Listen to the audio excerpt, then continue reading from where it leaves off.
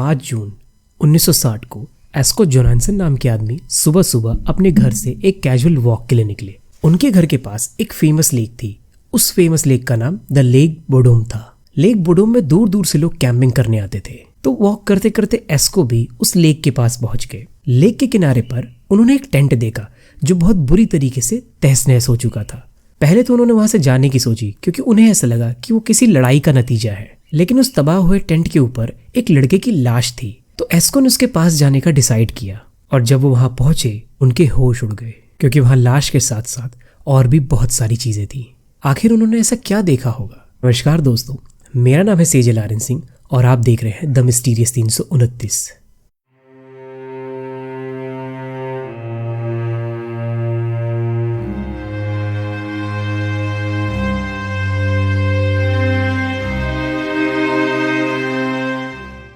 आज की कहानी हमें लेके चलती है एस्पो में।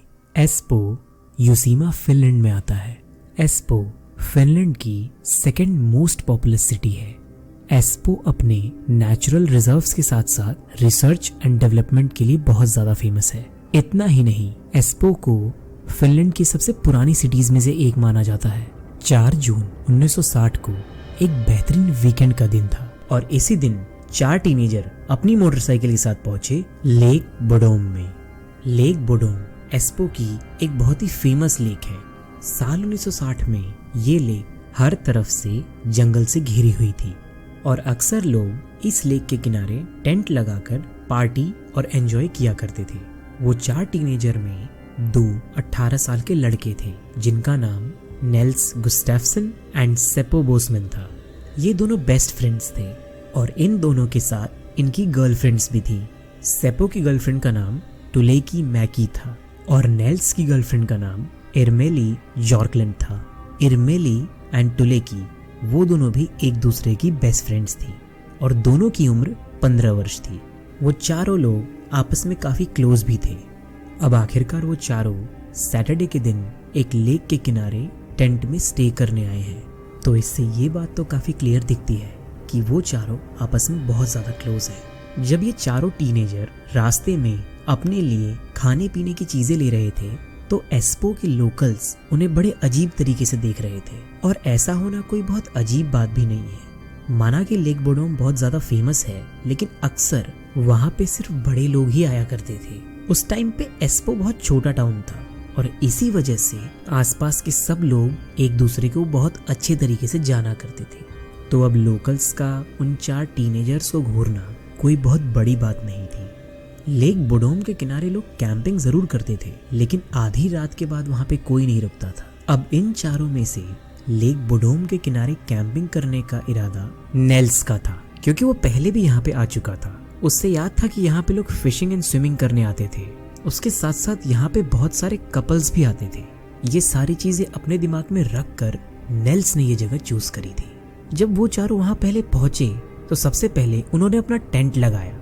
उसके बाद दोनों लड़कियां तो लेक में स्विमिंग करने चली गई और वो दोनों लड़के कुछ खाने पीने बैठ गए। अभी वहां पे रात नहीं हुई थी, इसीलिए और भी लोग वहां पे आसपास थे। कुछ लोग स्विमिंग कर रहे थे तो कुछ बोटिंग, कुछ लोग खा रहे थे तो कुछ लोग पी रहे थे। लेकिन जैसे ही वहां पे अंधेरा हुआ आसपास के सारे लोग वहां से चले गए, लेकिन हमारे चारों टीनेजर अभी भी वहां पे थे। उन्होंने अपना खाना पीना और स्विमिंग कंटिन्यू रखा और उस रात नेल्स और सेपो ने बात में ही कुछ ज्यादा ही पी ली थी। उसके बाद लड़कियां टेंट में सोने के लिए चली गईं और थोड़ी ही देर बाद नेल्स भी टेंट में चला गया, लेकिन सेपो अभी भी बाहर ही था। थोड़ी देर बाद जब टेंट में से ही नेल्स ने सेपो से ये पूछा कि उसे क्या हुआ है, तो सेपो ने ये बताया कि वो सो नहीं पा रहा है और उसने ये डिसाइड किया कि वो फिशिंग करने जाएगा ताकि वो थोड़ा रिलैक्स हो सके। फिर नेल्स भी उसके साथ फिशिंग करने चला गया। वो दोनों किनारे बैठकर फिशिंग करते रहे, थोड़ी बहुत बियर पी और अपनी अपनी कहानियां शेयर करी। कुछ बातों को लेकर सेपो थोड़ा परेशान था और यही रीजन था कि वो सो नहीं पा रहा था। उन दोनों ने अभी अपनी स्कूलिंग पूरी करी है और ये वक्त था कि वो अपने कंधों पर कुछ रिस्पॉन्सिबिलिटीज लें। लेकिन अच्छी बात तो ये थी कि उन दोनों को जॉब भी मिल गई थी ताकि वो अपने फैमिली के ऊपर से कुछ फाइनेंशियल बर्डन हटा सके। सेपो अपनी गर्लफ्रेंड को लेके भी थोड़ा सा परेशान था क्योंकि टुलेकी ने उसे पहले ये बता दिया है कि उसके पिता सेप्पो को पसंद नहीं करते हैं और उसके पिता ने टुलेकी को यहाँ आने से भी बहुत ज्यादा रोका। उनका ये कहना था कि उन्हें ये ट्रिप कुछ सही नहीं लग रही थी, लेकिन फिर भी टुलेकी सेप्पो के लिए यहाँ पे आ गई। दूसरी तरफ नेल्स सेप्पो को ये बताने की कोशिश कर रहा था कि इस दुनिया के किसी भी गर्लफ्रेंड के पिता उसके बॉयफ्रेंड को पसंद नहीं करते हैं। उन दोनों लड़कों ने तकरीबन रात के 2 बजे तक अपनी बातें और फिशिंग को चालू रखा था।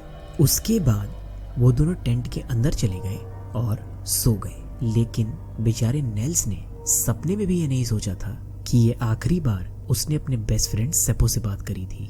अगली बार जब नेल्स की आंख खुली तो वो एक हॉस्पिटल में था। उसकी आंखें पूरी तरीके से खुल नहीं रही थी। उसके पूरे शरीर में दर्द हो रहा था। उसके दिमाग में बहुत सारे सवाल आ रहे थे। आखिर वो यहाँ पे क्यों है? उसके दोस्तों और कैंपिंग का क्या हुआ? कमरे में नेल्स की माँ और कुछ नर्सेस भी थी। नेल्स के जगने की वजह से वो लोग बहुत खुश हुए, लेकिन बेचारे नेल्स को न कुछ समझ आ रहा था न कुछ याद आ रहा था। इससे पहले कि वो नेल्स को कुछ बताते, वो लोग एक दूसरे की तरफ देखते हैं, क्योंकि नेल्स और उसके दोस्तों के साथ जो चीज हुई थी वो किसी भयानक सपने से कम नहीं थी। इसके बाद नेल्स को ये बताया गया कि एस्को जोनासन नाम के आदमी को सुबह 11 बजे 4 टीनेजर्स की बॉडी मिली, जो कि पूरी तरीके से खून से लथपथ थी। पहली नजर में वो दृश्य देख के एस्को के तो होश उड़ गए थे। टेंट भी पूरी तरीके से टूट चुका था और साथ के साथ टीनेजर्स के बाल और दांत आसपास बिखरे हुए थे। उसे देखने पर ऐसा लग रहा था कि किसी ने टेंट के बाहर से ही अंदर टीनेजर्स पर चाकू चलाना स्टार्ट कर दिया था।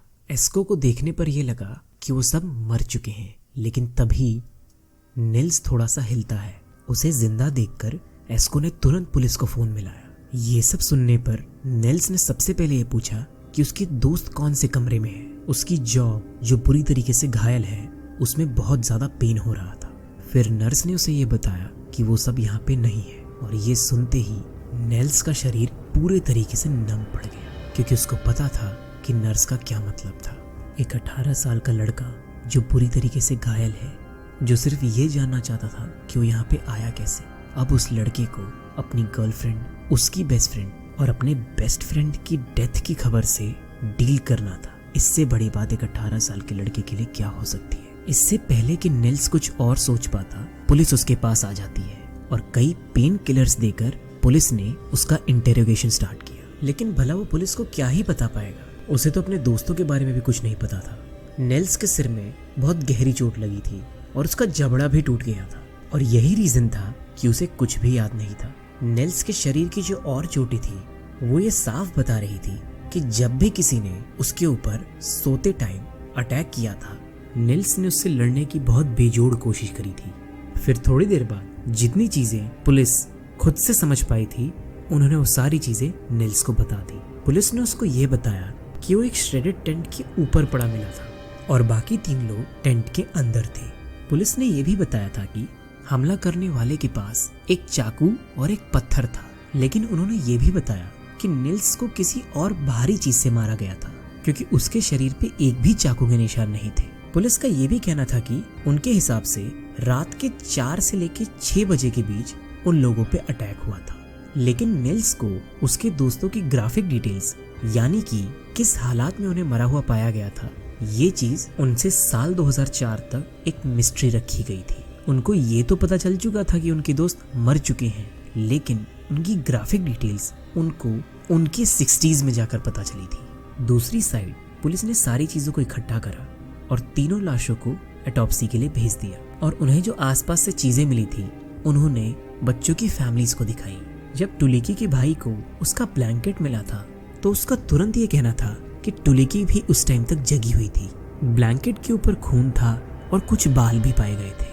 उसे देखकर ये लग रहा था कि उस रात जो भी हुआ था, टुलेकी जगी हुई थी और उसने भी लड़ने की कोशिश करी थी।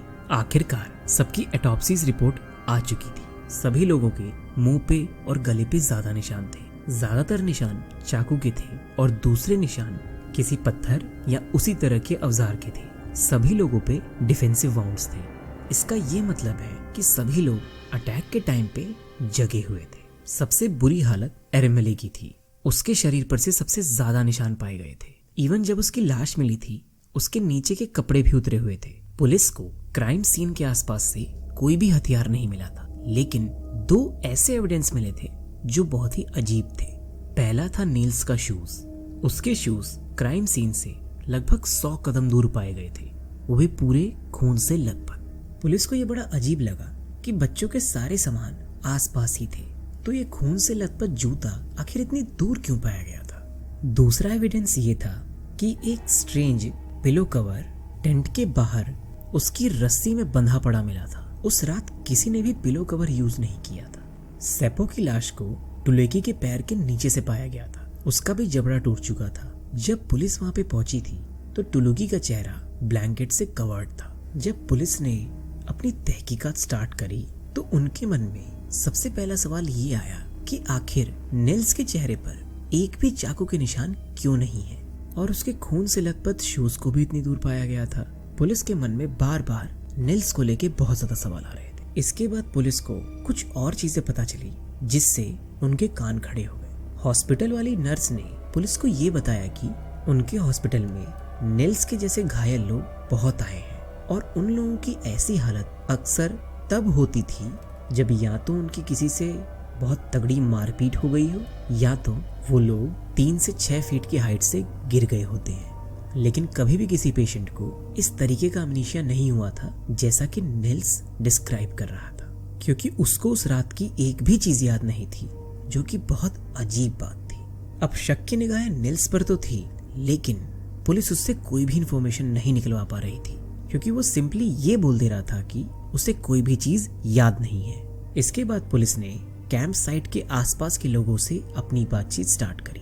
फिर उनको ये पता चलता है कि कुछ लोगों ने उन बच्चों को देखा था। सुबह 7 बजे मार्टिन और रूथ अपनी 5 साल की बेटी के साथ लेक में अपनी बोट से निकले थे। जब उनकी नजर उस टेंट पे पड़ी तो उन्होंने ये देखा कि वो काफी बुरी तरीके से तहस नहस हो चुका था, लेकिन उनको ये लगा कि ये शायद किसी बुरी लड़ाई का नतीजा है, इसीलिए उन्होंने ज्यादा ध्यान नहीं दिया। सुबह के 10 बजे 3 और टीनेजर्स ने कैंप को देखा था। उन्होंने नील्स को भी वहां पड़ा हुआ देखा था।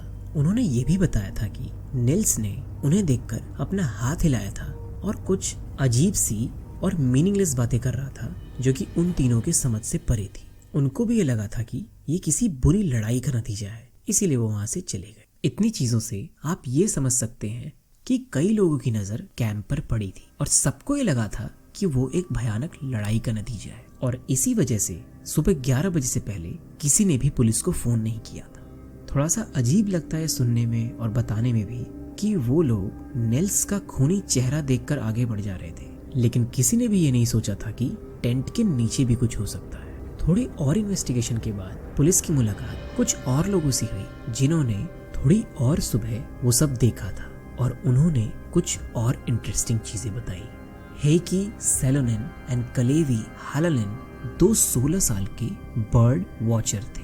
सुबह 5:30 बजे वो कैंप साइट के आसपास ही थे, और तब उन्होंने एक आवाज सुनी जो कि किसी इंसान की लग रही थी। जब उन्होंने उसकी तरफ देखा तो पहले तो उन्होंने वही सब कुछ बताया जैसा पहले के लोगों ने बताया था, कि पेड़ के पास 2 मोटरसाइकिल खड़ी थी, टेंट पूरी तरीके से तहस नहस हो चुका था, और एक खून से लथपथ आदमी उसके ऊपर पड़ा हुआ था। फिर उन्होंने कुछ अलग चीज बताई। उन्होंने ये बताया कि टेंट से लगभग 30 मीटर की दूरी पे उन्होंने एक आदमी को देखा था, जो कि एक एडल्ट था। उसने लाइट कलर की शर्ट या जैकेट पहनी हुई थी, बट हेकी और कलेवी उस आदमी की कुछ और डिटेल नहीं बता पाए थे। उनको ये लगा था कि वो एक आदमी बस एक नॉर्मल सा हाइकर था, और इसी वजह से उन्होंने पुलिस को कांटेक्ट नहीं किया था। इसके बाद पुलिस की मुलाकात हुई ओलावी किवीलाती नाम के 14 साल के लड़के से। उसने ये बताया कि सुबह 6 बजे जब वो फिशिंग के लिए निकला था तो उसने भी एक आदमी को देखा था, जिसकी उम्र लगभग 20 से 30 साल के बीच में होगी, और वो बहुत तेजी से चला जा रहा था। ओलावी ने ये बताया कि उस आदमी के लाइट ब्राउन हेयर थे, उसने डार्क कलर की पैंट पहनी हुई थी और लाइट कलर की जैकेट पहनी हुई थी। लेकिन ओलावी ने यह भी बताया कि उसकी नजर किसी टेंट पे नहीं गई थी। अब पुलिस के मन में ये सवाल आता है कि आखिर ये अनजान आदमी था कौन। और दूसरी तरफ मर्डर्स के महज 1.5 दिन बाद एक आदमी हॉस्पिटल में एडमिट हुआ, और सभी नर्सेस ने उसे शक की निगाहों से देखना शुरू कर दिया था। 7 जून 1960 को हैंस एसमन नाम का एक आदमी पेट दर्द से हॉस्पिटल में एडमिट होता है। जब वो हॉस्पिटल में पहुंचा तो वो अनकॉन्शियस था, लेकिन सबको ये लग रहा था कि वो बस एक नाटक कर रहा है। उसकी आंखों को देखकर ये साफ नजर आ रहा था कि वो नाटक कर रहा था, क्योंकि कोई भी अनकॉन्शियस आदमी अपनी आंखें उस तरीके से नहीं कर सकता था। इसका पता लगाने के लिए एक डॉक्टर ने हाईली इफेक्टिव मेडिकल टेक्निक का यूज किया, और वो टेक्निक और कुछ नहीं बल्कि टिकलिंग थी, और उसे करते ही तुरंत हैंस उठ जाता है। कुछ नर्सेज ने उसकी अजीब सी अपीयरेंस के बारे में भी बताया था, जैसे कि उसके नेल्स बड़े गंदे से लग रहे थे, उनमें बहुत गंदगी बैठी हुई थी। उसके पूरे कपड़ों पे कुछ लाल धब्बे लगे हुए थे, उसके जूतों में भी बहुत ज्यादा मिट्टी थी। एक नर्स का तो ये कहना था कि हैंस को देख के ये लग रहा था कि वो जंगल से भाग कर आया है। अब मैं आपको ये बता देता हूँ कि हैंस एक ऐसा आदमी था जिसको कम्युनिटी में सब लोग जानते थे। वो एक जर्मन वर्कर था जो कि फिनलैंड में पिछले 10 सालों से रह रहा था, और उन 10 सालों में उसने अपना काफी नाम कर लिया था। इसका मेन रीजन ये था कि काइली की सारी नाम की 17 साल की फिनिश लड़की के मर्डर में हैंस एक सस्पेक्ट था। वो बेचारी बच्ची अपनी बाइक चलाते हुए गायब हो गई थी, और जब उसकी लाश मिली तो मर्डर सीन के पास से जो गाड़ी मिली थी वो हैंस के कार से काफी सिमिलर थी, लेकिन हैंस को कभी भी उसके मर्डर का दोषी पाया नहीं गया था। अगर हम अपने केस की बात करें तो जिस आदमी को लोगों ने टेंट के पास देखा था उसकी डिस्क्रिप्शन हैंस के डिस्क्रिप्शन से बहुत मैच होती है। हैंस के हेयर भी ब्लॉन्ड थे और हाइट भी लगभग सिमिलर ही थी, और हैंस की उम्र भी अभी सिर्फ 36 साल ही थी। हैंस एक छोटे से घर में अपनी बीवी के साथ रहा करता था। उसका घर मर्डर साइट से कुछ ही किलोमीटर दूर था, और इसी रीजन की वजह से शक की निगाहें उस पर पड़ चुकी थी। जब पुलिस ने हैंस से पूछताछ शुरू करी तो दूसरी तरफ नेल्स को हिप्नोथेरेपी के लिए ले जाया गया। पुलिस का ये मानना था कि ऐसी सिचुएशन में जहां नेल्स को कुछ भी याद नहीं है, वहां शायद हिप्नोथेरेपिस्ट उनकी कुछ मदद कर सकता है। हिप्नोथेरेपी एक बहुत ही कंट्रोवर्शियल पॉइंट है मॉडर्न फोरेंसिक। हिप्नोथेरेपी ने बहुत सारे पुलिस के केसेस सॉल्व करने में हेल्प करी है। बेसिकली वो लोगों की लॉस्ट मेमोरी को रीगेन कराने में हेल्प करती है। अब ये कंट्रोवर्शियल इसलिए बन जाती है क्योंकि ये अक्सर लोगों की फॉल्स मेमोरी रीगेन करा देती है, और लोग ऐसी चीजें बोलने लगते हैं जो कि असलियत में हकीकत नहीं होती है, और इसकी वजह से बहुत सारे इनोसेंट लोगों को सफर करना पड़ा है। एंड हिप्नोथेरेपी का अक्सर मिसयूज भी किया गया है। अब हम आते हैं नेल्स की हिप्नोथेरेपी पे, जहां पुलिस और हिप्नोथेरेपिस्ट मेडिकेशन देने के बाद नेल्स को रिलैक्स कराती है। देन वो नेल्स की लॉस्ट मेमोरी को रीगेन कराने में हेल्प करते हैं, और ये काम करता है। धीरे धीरे नेल्स को थोड़ी थोड़ी चीजें याद आने लगती हैं। शुरुआत में नेल्स को कुछ चीखें याद आती हैं। नेल्स को एक लड़के की चिल्लाने की आवाज आती है। वो ये देखता है कि टेंट के बाहर से कोई टेंट पर लगातार चाकू चला रहा है, और वो कोई आदमी है। धीरे धीरे उस आदमी के बारे में भी बताना शुरू करता है। वो बताता है कि उस आदमी के हेयर्स ब्लॉन्ड है, उसकी आंखें बड़ी बड़ी हैं। नेल्स और भी फेशियल फीचर्स के बारे में बताता है, और जैसे जैसे वो बताता है, रूम में बैठा स्केच आर्टिस्ट उसके बताए डिस्क्रिप्शन से एक स्केच बना लेता है। स्केच के कंप्लीट हो जाने पर जब लोग उस पर नजर डालते हैं तो किसी को कोई शक ही नहीं होता कि वो आदमी हैंस ही है। कुछ दिन पहले हैंस ने अपने बाल छोटे करवा दिए थे, तो इसकी वजह से हैंस के ऊपर और शक होता है। जब पुलिस ने उससे पूछताछ चालू करी तो उसने ये बताया कि उसका एक अफेयर है, और जिस रात मर्डर्स हुए थे उस रात वो अपनी मिस्ट्रेस के साथ था। और इतना ही नहीं, उसकी मिस्ट्रेस और उस लड़की के भाई ने भी इस बात को कंफर्म किया। उनके स्टेटमेंट स्ट्रांग थे, इसलिए पुलिस कुछ नहीं कर सकती थी। बाद में पुलिस ने 2 और लोकल आदमियों को पकड़ा जिनका पहले से ही क्रिमिनल रिकॉर्ड था, और उन दोनों आदमियों का नाम एर्ने लोको और एसके लोंगा था। लेकिन इन दोनों ही आदमियों की डिटेल्स मैच नहीं हो रही थी। फिर पुलिस ने सभी स्ट्रीट्स पे जाके लगभग सारे लोकल से बातचीत करी। फिर एक और आदमी का नाम सामने आया जिसका नाम वालू गिलस्ट्रॉम था।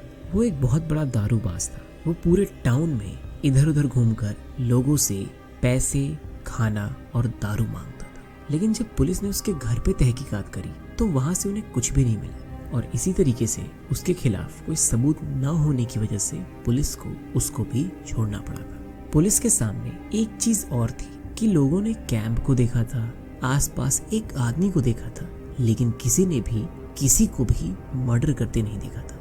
कोई भी सस्पेक्ट न होने की वजह से धीरे धीरे द लेक बोडोम मर्डर मिस्ट्री एक कोल्ड केस बन गई। लगभग 43 साल बाद एक रोज 61 साल के निल्स गुस्टैफसन के घर की बेल बजती है। जब उन्होंने दरवाजा खोला तो वो ये देखते हैं कि उनके दरवाजे पे पुलिस और कुछ नए यंग डिटेक्टिव्स थे। निल्स को उनके 3 दोस्तों के मर्डर केस में अरेस्ट कर लिया जाता है और पुलिस का ये कहना था कि इस बार उनके पास एविडेंस भी है। ये बात है साल 2003 की, जब पिछले 43 साल से लेक बोडोम मर्डर केस फिनलैंड के लगभग सारे पुलिस ऑफिसर्स के दिमाग में था, लेकिन वो उसमें कुछ भी नहीं कर सकते थे क्योंकि लगभग सारे सस्पेक्ट्स मर चुके थे, जिसमें कि हैंस एसमैन भी थे। लेकिन 4 दशकों बाद ही सही अब उनके पास डीएनए जैसी न्यू साइंटिफिक टेक्निक्स थी। जब टेंट और गड़ी हुई तीनों बॉडी को निकाल कर लैब में भेजा गया तो 2 इम्पोर्टेंट क्लूज मिले। बच्चों की लाश से डीएनए प्रोफाइल्स बनाई गई और ब्लड टाइप भी पता चल गया। अब पुलिस ये आसानी से देख सकती थी कि किसका खून टेंट में कहां कहां पर था और सबके डीएनए की वजह से ये कंफर्म हो जाता। और इसी की बदौलत पुलिस को अपना पहला क्लू मिला था। निल्स के शूज जो कि टेंट से लगभग 100 कदम की दूरी पे पाए गए थे, उस पर जो खून था वो निल्स का नहीं था बल्कि उसके तीनों दोस्तों का था। और एक कमाल की बात तो ये थी कि शूज के अंदर कोई भी खून नहीं था। तो पुलिस का ये मानना था कि जब निल्स ने उन तीनों पे अटैक किया था उस टाइम पे उसने अपने जूते पहने हुए थे।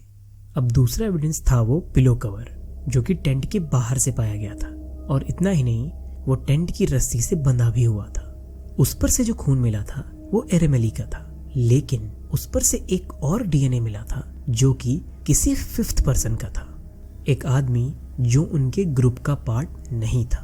जो ब्लड सैंपल उस पिलो कवर से मिला था वो एरेमेली का मेंस्ट्रुअल ब्लड था, जो कि शायद उस रात उसने एज अ पैड यूज किया था। अब पुलिस इस चीज को दूसरी तरीके से देखने लगी थी।